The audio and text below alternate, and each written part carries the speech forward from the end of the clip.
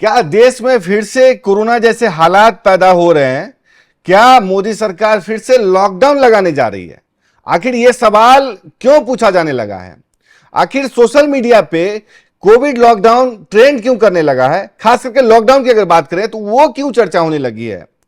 प्रधानमंत्री मोदी का संसद में संबोधन हुआ, उसके बाद से ही पूछा जाने लगा है कि क्या लॉकडाउन जैसे हालात बन रहे हैं, क्या सरकार वैसे ही कुछ कार्रवाई कर सकती है जो तकरीबन 2023 में माफ कीजिएगा, जब कोरोना के वक्त में मोदी सरकार ने लॉकडाउन लगाने का फैसला किया था, तकरीबन 5 साल पहले। मार्च का ही महीना था, 23 मार्च से को ही लॉकडाउन लगाया गया था। और आपको याद करना होगा कि प्रधानमंत्री मोदी आज के ही दिन समझिए कि संसद में वक्तव्य देने पहुंचे और उन्होंने कोरोना जैसी तैयारी की बात की, अलर्ट रहने की बात की। उन्होंने विस्तार से देश को वासियों को अपील की और सरकार का मौकूफ रखा कि आखिर क्या तैयारी चल रही है, पूरी दुनिया में क्या वस्तु स्थिति है और सरकार का क्या रुख है। आखिर देश में जो एलपीजी क्राइसिस पैदा हो रही है, किसी को पता नहीं है कि ये युद्ध कहां जाने वाला है, किसी को पता नहीं है कि ये संकट कितने दिन चलेगा, एलपीजी सप्लाई का क्या होगा, क्या, क्योंकि देखिए सिर्फ सप्लाई का मसला नहीं है, प्रोडक्शन का भी मसला है।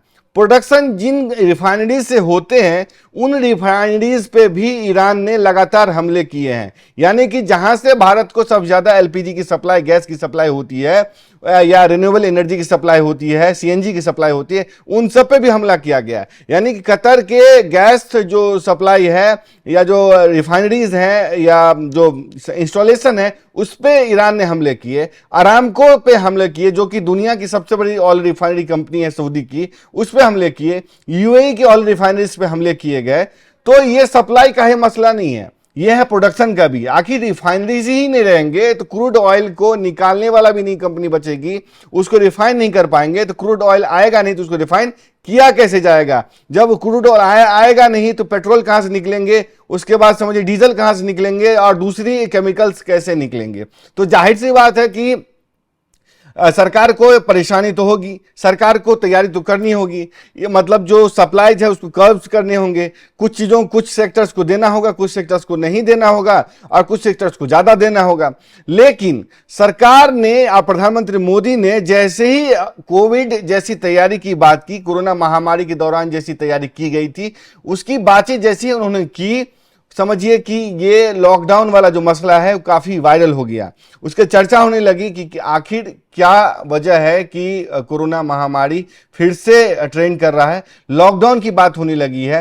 प्रधानमंत्री मोदी ने आखिर क्या कह दिया वो आपको हम सुनवाते हैं। हम कोरोना के समय भी एकजुटता से ऐसी चुनौतियों का सामना कर चुके हैं। अब हमें फिर से उसी तरह तैयार रहने की आवश्यकता है। धीरज के साथ, संयम के साथ, शांत मन से हमें हर चुनौती का मुकाबला करना है।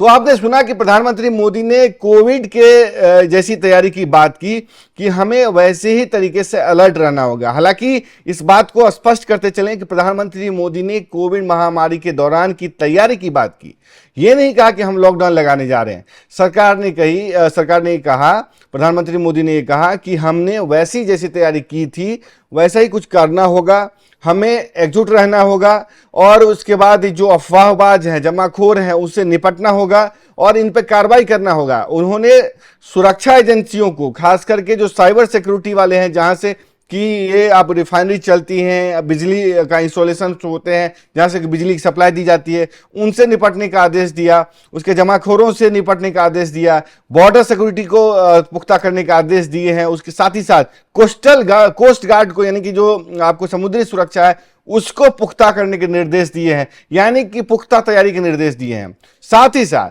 सरकार ने ये साफ किया है कि जो सप्लाई है किसानों की, जो यूरिया की सप्लाई है, गैस की सप्लाई है, उसमें कोई कमी नहीं होने दी जाएगी।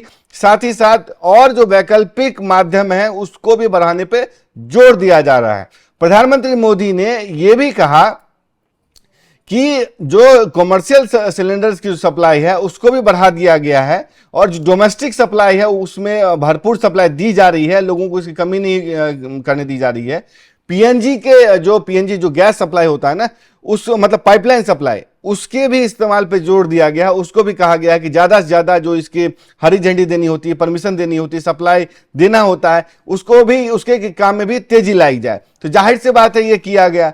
साथ ही साथ आप समझिए कि सरकार ने अगर कहा कि जमाखोर भी इस दौरान एक्टिव हो गए थे, क्योंकि आपने देखा किस तरीके से यूपी में भी और कई अन्य राज्यों में भी देखा कि इस एक ही घर में तकरीबन समझिए कि 50 से 60 भरे सिलेंडर, कहीं पे 400 सिलेंडर, ऐसे ऐसे जमाखोर जो थे एक्टिव हो गए थे और अफवाह फैला रहे थे कि देश में एक तरीके से किल्लत हो गई है। तो जाहिर सी बात है उनको मौका मिल गया, 2-2 हजार 3-3 हजार में ब्लैक में सिलेंडर बेचना शुरू कर दिए। जाहिर सी बात है कि जब पैनिक होगा तो लोग खरीदेंगे और इससे सरकार पर दबाव बढ़ता है। इसी से निपटने के आदेश जो है सरकार ने दिए। कोरोना के समय में भी आदेश दिए थे और अभी भी दिए हैं। कोरोना में प्रधानमंत्री मोदी ने ऐलान से पहले क्या कहा था, मतलब लॉकडाउन के ऐलान से पहले क्या कहा था, वो सुनिए।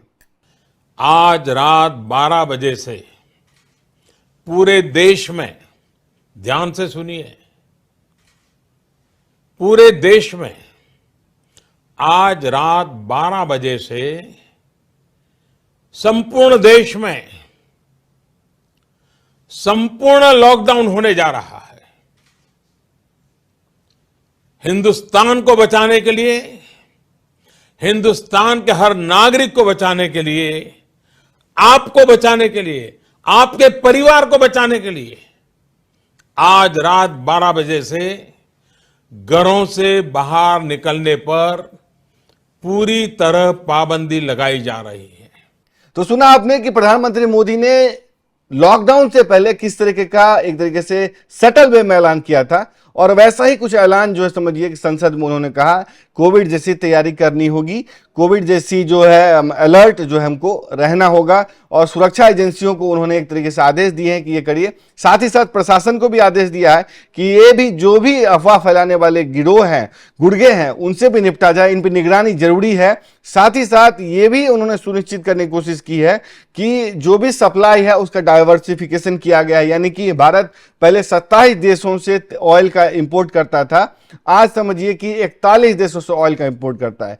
यानी कि निर्भरता हमारी जो 27 देशों पे थी उसको खत्म करके 41 देशों से किया। यानी कि एक देश अगर कोई आंख दिखाता है, सप्लाई नहीं कर पाता है, तो उसको 41 देश और भी हैं, 40 देश और भी हैं उसकी पूर्ति करने के लिए।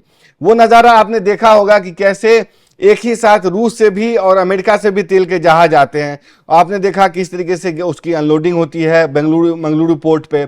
उसके अलावा नंदा देवी, शिवालिक, जगलाट की और भी जो जहाज हैं स्ट्रेट ऑफ हॉर्मुज से लगातार आ रहे हैं। सरकार हाई लेवल पे इसकी बातचीत कर रही है, नेगोशिएशन कर रही है। जब स्ट्रेट ऑफ हॉर्मुज में दूसरे देशों के जहाज फंसे हुए हैं, वहां पे भारत के जहाज, भारतीय झंडाधारी जहाज जो है वहां से सुरक्षित निकल के आ रहे हैं। सरकार ने यह भी कहा तकरीबन 600 के आसपास जो भारत के क्रू मेंबर्स हैं, जो कि 22 से 24 जहाज के आसपास है, वो अभी भी खाड़ी में है। उनको निकालने और सुरक्षित निकालने का जो फैसला है, काम है, वो जारी है। साथ ही साथ प्रधानमंत्री मोदी ने बताया किस तरीके से इथेनॉल ब्लेंडिंग का काम बढ़ाया गया, रिन्यूएबल एनर्जी पे काम किया गया, उसके इलेक्ट्रिक मोबिलिटी बढ़ाया गया, मेट्रो का इस्तेमाल किस तरीके से हुआ। इन सब से भारत ने किस तरीके से तेल की जो है या डीजल की जो है उसको बचाया, खपत को कम किया और पैसे बचाए। इससे क्या हुआ कि क्रूड ऑयल की जो इंपोर्ट है वो कम हो गया, तो जाहिर सी बात है पैसे ही बचे, और खाड़ी देशों की जो ब्लैक मेलिंग है वो भी कम हो गए। तो कुल मिलाकर के प्रधानमंत्री मोदी ने जो कहा, उसके बाद चर्चा होने तो थे कि उन्होंने कहा कि अगर हम आपको बताएं कि प्रधानमंत्री मोदी ने कहा कि जंग की वजह से लोगों की जिंदगी पर बुरा असर पड़ रहा है। पीएम मोदी ने कहा कि जिस क्षेत्र में जंग हो रही है वह दुनिया से भारत की कनेक्टिविटी के साथ साथ गैस और क्रूड ऑयल की सप्लाई के लिए भी मुख्य रास्ता है। उन्होंने कहा कि इस संघर्ष के कारण दुनिया भर में पैदा हुई इन मुश्किल परिस्थितियों का असर लंबे समय तक रहने की उम्मीद है। यानी कि उन्होंने एक तरीके से हिंट किया है कि ये कितने दिनों तक जंग चलेगी पता नहीं है, ये कितने दिनों तक स्थिति रहेगी पता नहीं है। ऑयल क्राइसिस या एलपीजी क्राइसिस कितने दिनों तक जारी रह सकती है पता नहीं, क्योंकि देखिए दोनों देश जो इजराइल हैं और ईरान है अपने अस्तित्व की लड़ाई लड़ रहे हैं। तो जब तक उनका ऑब्जेक्टिव पूरा नहीं हो जाता वो पीछे नहीं हटेंगे, और जब एक बार जंग शुरू हो गई थी इसके अंत का जो फैसला है किसी के भी हाथ में नहीं रहता है। स्थितियां डिसाइड करती हैं कि कोई एक पीछे हटेगा, दूसरा आगे रहेगा। तो इस लिहाज से प्रधानमंत्री मोदी ने एक तरीके से देश को तैयार रहने का एक तरीके से कहा है कि आपको तैयार रहना होगा, क्योंकि सीधे ऐलान नहीं किया जाता है। इस तरीके की जो भी कर्व्स होते हैं या जो समझिए कि रेस्ट्रिक्शंस लगाए जाते हैं, वो सीधा ऐलान नहीं होता। इसी तरीके से सटल वे में कहा जाता है कि हमको तैयार रहने की जरूरत है, एकजुट रहने की जरूरत है, दुनिया को एक तरीके से एक सुर में एकजुटता के संदेश की जरूरत है। आप पूरी खबर पे क्या सोचते हैं? प्रधानमंत्री मोदी ने जो तैयार रहने को लेकर कहा है, उस पे जो भी आपकी राय है, अपनी राय जरूर दें। तब तक के लिए देखते रहें एनएमएफ न्यूज। नमस्कार।